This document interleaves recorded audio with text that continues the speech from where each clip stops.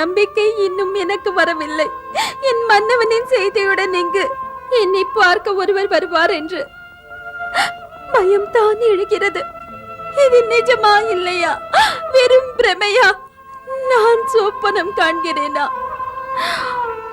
உத்தம வானரனே, நிஜமாக சொல்கிறாயோ?